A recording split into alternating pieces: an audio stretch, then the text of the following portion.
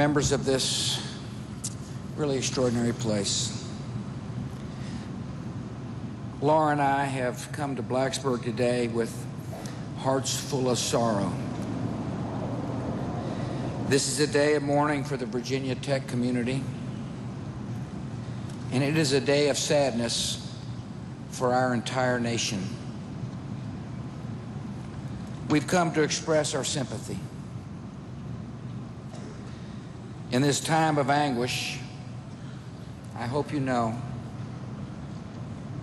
that people all over this country are thinking about you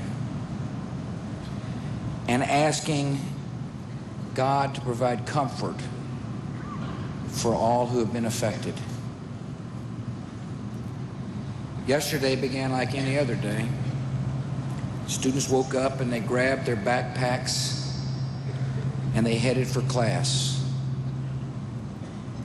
And soon the day took a dark turn, with students and faculty barricading themselves in classrooms and dormitories, confused, terrified, and deeply worried. By the end of the morning, it was the worst day of violence on a college campus in American history. And for many of you here today, it was the worst day of your lives. It's impossible to make sense of such violence and suffering. Those whose lives were taken did nothing to deserve their fate. They were simply in the wrong place at the wrong time. Now they're gone, and they leave behind grieving families and grieving classmates and a grieving nation. In such times as this, we look for sources of strength to sustain us. And in this moment of loss, you're finding these sources everywhere around you. These sources of strength are in this community, this college community. You have a compassionate and resilient community here at Virginia Tech. Even as yesterday's events were still unfolding, members of this community found each other. You came together in dorm rooms and dining halls and on blogs. One recent graduate wrote this: "I don't know most of you guys, but we're all Hokies, which means we're family. To all of you who are okay, I'm happy for that.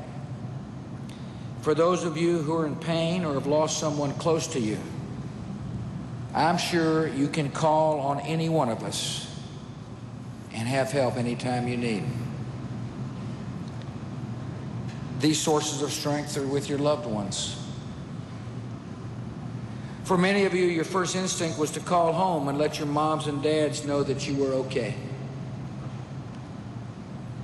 Others took on the terrible duty of calling the relatives or of a classmate or a colleague who had been wounded or lost. I know many of you feel awfully far away from people you lean on, people you count on during difficult times. But as a dad, I can assure you a parent's love is never far from their child's heart. And as you draw closer to your own families in the coming days, I ask you to reach out to those who ache for sons and daughters who will never come home. These sources of strength are also in the faith that sustains so many of us. Across the town of Blacksburg and in towns all across America, houses of worship from every faith have opened their doors and have lifted you up in prayer. People who have never met you are praying for you. They're praying for your friends who have fallen and who are injured. There's a power in these prayers, real power. In times like this, we can find comfort in the grace and guidance of a loving God. As the scriptures tells us, don't be overcome by evil, but overcome evil with good.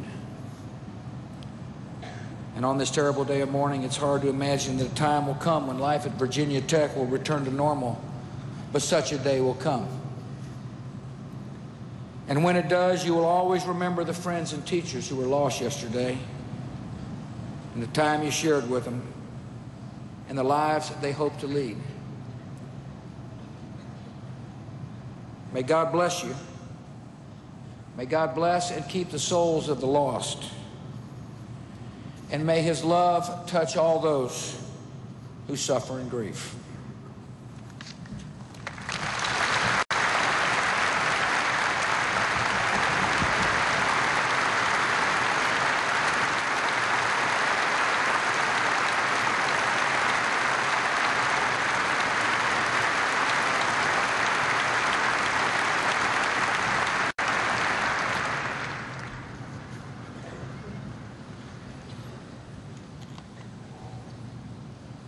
President Bush, we sincerely appreciate you and the First Lady joining us today and offering your sincere condolences.